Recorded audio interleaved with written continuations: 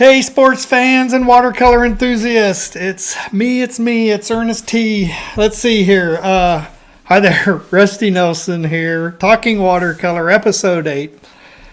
Hey, thanks for the birthday wishes from Episode 7. I did mention the fact that I was hitting 63 and getting within 2 years of my 65 mark, where I am thinking most likely is when I will be retiring, but we'll see. We'll see how it goes. I'm still enjoying teaching up at the university and tormenting those poor little 20-year-old students. So I have a lot of fun with them. They're good kids, and they do kind of help me stay young and mentally, hopefully mentally fit for them. They do challenge me. They don't get any of my references to the movies that I always liked to reference in the past. So it's getting to be a challenge, and talking to them about whatever current cultural divides that exist between us, that's always fun. So, but again, thank you for the birthday wishes. I've gotten some really good tips on what to do and what to expect in retirement. So people are definitely telling me I'm going to be busier than you ever could imagine. How you ever got anything done while working is or was a mystery to people. And I've heard that before. You get to do what you want to do, so choose carefully some of the various things that you're thinking of taking on in retirement. I know kids and grandkids will definitely occupy a lot of our time as well. My grandkids live about 1,000 miles away from us, so we get to see them about twice a year at the holidays and or over the summer. So it is a challenge, and it'll be nice to be able to maybe pick up and go whenever we want at that point. So a lot of traveling, and that's another reason why I wanted to pick up and get started and become a better watercolor artist, was because of the opportunities to travel and be able to record some of the things that I see in our travels. That was definitely one of my goals with starting this YouTube channel as well. If I can document it and post it for everybody to see and figure out how to go about creating scenes. Another one was to stay healthy, so definitely been working on that for the last 10 years. I remember my early 50s, I remember things started falling apart, getting plantar fasciitis. This sounds like an old people's dilemma.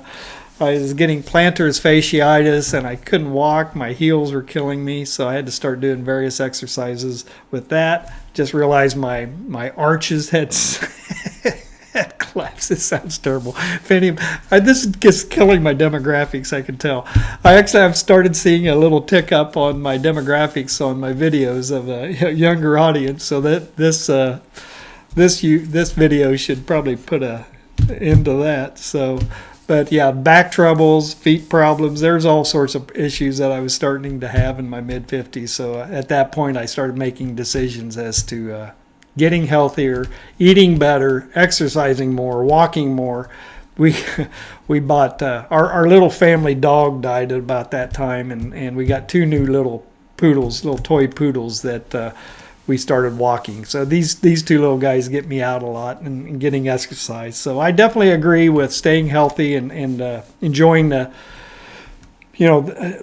benefits of being healthy in retirement. So working on that, and gosh, there's just so many other things that will be available and optional, hopefully, in retirement. So all right, so let me put that to bed. That's for all my 65 plus viewers on the podcast today. So let's get back to what maybe some of the younger audience will want to know. But you young guys, you got to remember, though, it starts in your 40s, your 50s, if you're wanting to be ready for 60s and 70s and such. So that would be my tip for you on that regards. So I guess really the one thing I was looking at, I haven't gotten a lot, probably because I haven't asked, but I haven't got a whole lot of comments lately on some of my tutorials. I'm still working my way through the very basics, doing various tutorials of various surfaces, various textures,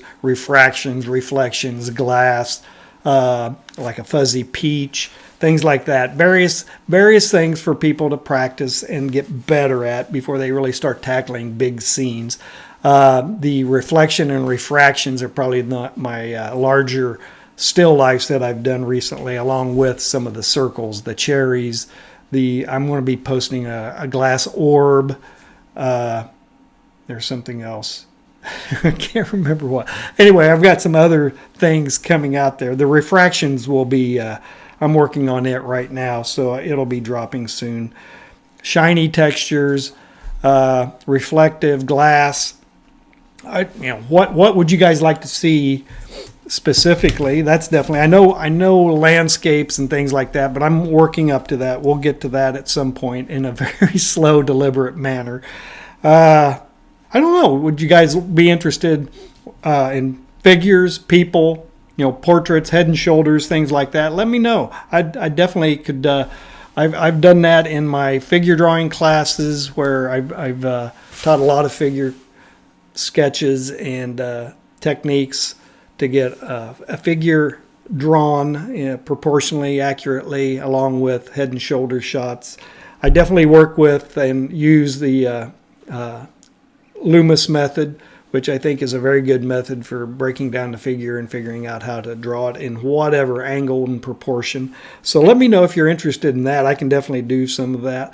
I did have a short that I just recorded concerning a little head and shoulder shot of a young boy, and so watch for that. That'll be coming out. But anyway, yeah, that's kind of where I'm thinking on that. It can bounce around from some drawing tutorials to watercolor tutorials, and I can make a mishmash of both my drawing, observational drawing course, my figure drawing course, and my watercolor course that I teach, a little bit of everything.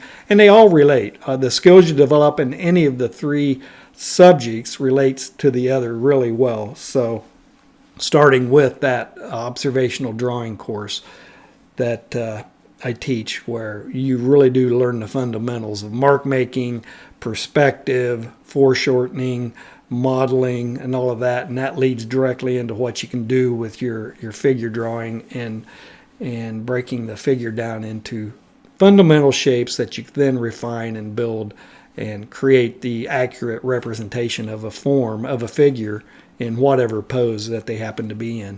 So, but it takes a lot of practice, and that's definitely something I got to continue chanting to anybody who's wanting to learn how to draw and paint, is it just takes a dedication and a practice to improving those skills, because it takes a lot of practice to develop that hand, that automated ability to just sketch and draw without even thinking about that. So you really do have to ingrain that mark making into your brain and realize when to shift up from what type of mark that you have. You have those contour lines, you have those texture lines, you have those symbolic marks and tonal marks. So there's all sorts of things just in the act of making a mark that you have to keep in mind and ready to use at whatever point you need to use it.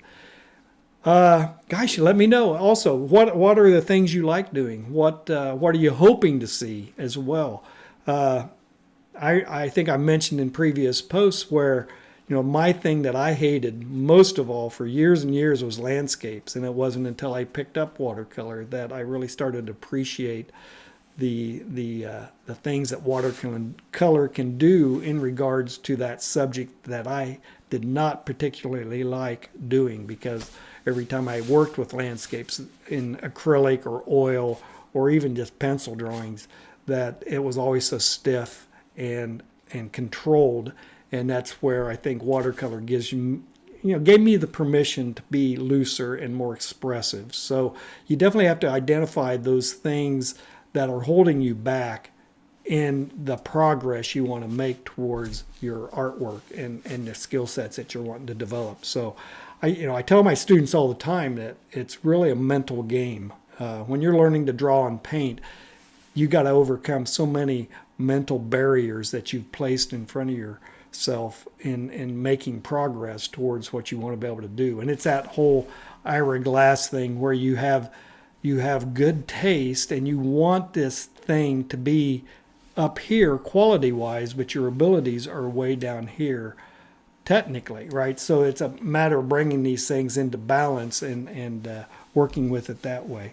So definitely let me know on that subject matter, things you think you'd like to see. Maybe it's something I haven't thought of that I'm planning on trotting out. I'm definitely going to trot out more structures, more landscape scenes, probably more cloudscapes, things like that. Those skills that require maybe a little broader range of use of the stages and the states of watercolor, more so than what my still lifes have been. My still lifes have been a lot of color blocking and then a lot of glazing.